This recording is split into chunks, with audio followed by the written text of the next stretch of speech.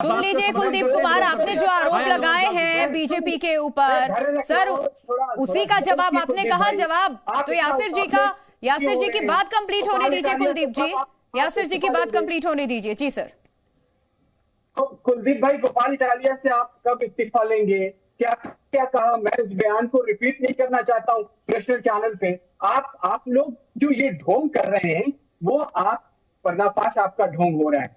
भारत की और दिल्ली की जनता और जिन राज्यों में चुनाव हो रहा है, जिसको आप केंद्र बिंदु मान के ये ढोंग आपने खेला है, एक नया देखिए आज के डेट में भारत की राजनीति में अगर कोई एक नेता सबसे ज्यादा झूठ बोलता है, अरविंद केजरीवाल।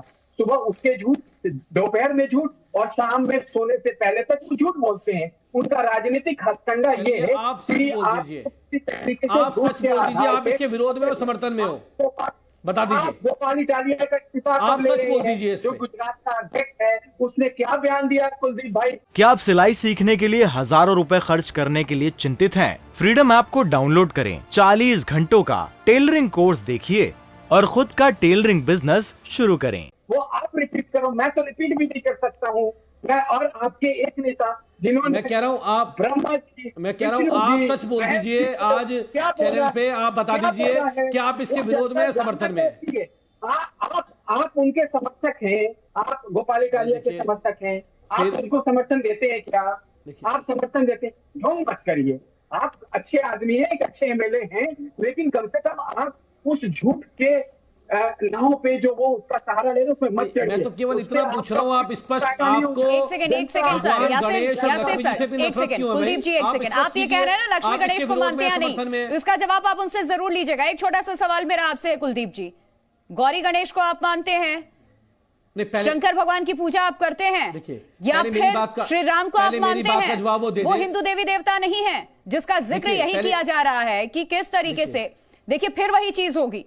आप जब ये पूछ रहे हैं कि आप क्या लक्ष्मी गणेश को नहीं मानते, तो आपसे भी सवाल पूछे जाएंगे ना सर। जब आपके एक नेता के रहते इस तरीके से शपथ लोगों को दिलवाई गई थी, वो हिंदू देवी देवता नहीं है, उनका अपमान तब नहीं हुआ था? प्रिया जी, मैंने यासी जिलानी से पूछा कि वो ये भी बता दें, स्पष्ट कर दें कि ये इसके विरोध में है या समर्थन में। भारतीय जनता पार्टी का मत क्या है, इसके विरोध में या समर्थन में, बता दें मुझे अभी। वो अरविंद केजरीवाल जी की इस बात को समर्थन करते हैं, विरोध करते हैं? ना मैं जवाब दे दें। देखिए मैं आपके चैनल पे इनसे पूछ रहा हूँ, ये पूरी जिम्मेदारी से पूछ रहा हूँ, ये जवाब दे दें इस बात का। अभी आपको प्रिया जी ने पूछा, क्या आप गणेश जी की, ब्रह्मा जी की, महेश जी की समर्थक में हैं? आप उनकी पूजा करते हैं? क्या वो आराध्य नहीं है? भारतीय जनता मैं तो पूजा करता हूँ। हमने कब का नहीं करते भाई? चीजों की हमने कहा कब का नहीं करते? देखिए आप दोनों की जो बातें हैं ना किसी और दिशा में जा रही है। लक्ष्मी जी को ये शुरू कहाँ से हुआ था?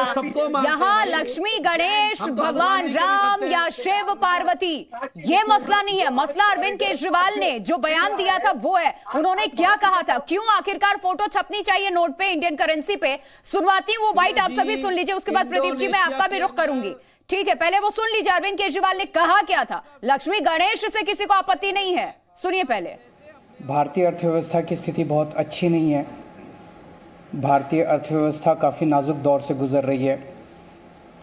हम सब लोग देख रहे हैं कि किस तरह से डॉलर के मुकाबले में रुपया दिन प्रतिदिन कमज़ोर होता जा रहा है, और इन सब चीज़ों की मार हमारे देश के एक आम आदमी को भुगतनी पड़ती है। आज मेरी केंद्र सरकार से, प्रधानमंत्री जी से अपील है, भारतीय करेंसी के ऊपर एक तरफ गांधी जी की तस्वीर है, वो वैसे ही रहनी चाहिए, लेकिन दूसरी तरफ श्री गणेश जी की और श्री लक्ष्मी जी की तस्वीर भारतीय करेंसी के ऊपर लगाई जाए। भारतीय करेंसी को ऊपर लेके जाना है, एक तरफ बापू की तस्वीर है वो लगी रहनी चाहिए, लेकिन दूसरी तरफ लक्ष्मी गणेश की भी तस्वीर लगी रहनी चाहिए।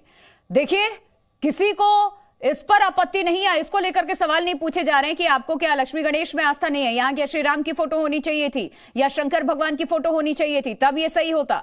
सवाल ये है कि आप जहां पर जिस तरीके के ये बयान दे रहे हैं कि डॉलर के मुकाबले रुपया कमजोर है, तो इसको मजबूत करने के लिए, इकोनॉमी और दुरुस्त करने के लिए हमें ये अपनाना चाहिए, ये तर्क दिया गया है। एक एक रिएक्शन में प्रदीप जी से, उसके बाद यासिर सर मैं आपका रुख करूंगी, कुलदीप जी आपका भी रुख करूंगी। पहले एक रिएक्शन में प्रदीप जी से चाहती हूं उस पर। पहले तो मैं जो प्रस्तावना केजरीवाल जी ने दी है उसके ऊपर कहना चाहूंगा कि भारतीय अर्थव्यवस्था का जहां तक प्रश्न है उसमें कोई संकट की स्थिति नहीं है। भारत की अर्थव्यवस्था बिल्कुल मजबूत है। हम दुनिया की 5वें नंबर के अर्थव्यवस्था बने हैं जी। तो और यही नहीं, पड़ोस के जो देश हैं जहां संकट था उनको हमने खाद्यान्न उपलब्ध करवाया है, हमने उनको दवाइयां उपलब्ध करवाई हैं। तो एक तो ये इसके लिए ठीक बुनियाद नहीं है।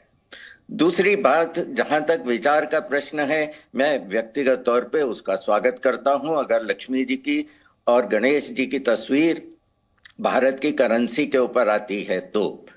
लेकिन उसके साथ में ये जरूर जानना चाहूंगा कि अगर इसके पीछे ये तर्क है कि आप लक्ष्मी जी की तस्वीर छाप देंगे, गणेश जी की तस्वीर छाप देंगे, तो रुपए की जो कीमत है वो बेहतर होनी शुरू हो जाएगी, तो उससे क्या आपका अभिप्राय ये है कि फिर बाद में ये कहा जाएगा कि देखिए लक्ष्मी जी भी आपकी मदद नहीं कर सकें? तो मुझे लगता है भगवान को लेकर के, देवी देवताओं को लेकर के ठीक है। क्या आप सिलाई सीखने के लिए हजारों रुपए खर्च करने के लिए चिंतित हैं? फ्रीडम ऐप को डाउनलोड करें, 40 घंटों का टेलरिंग कोर्स देखिए और खुद का टेलरिंग बिजनेस शुरू करें।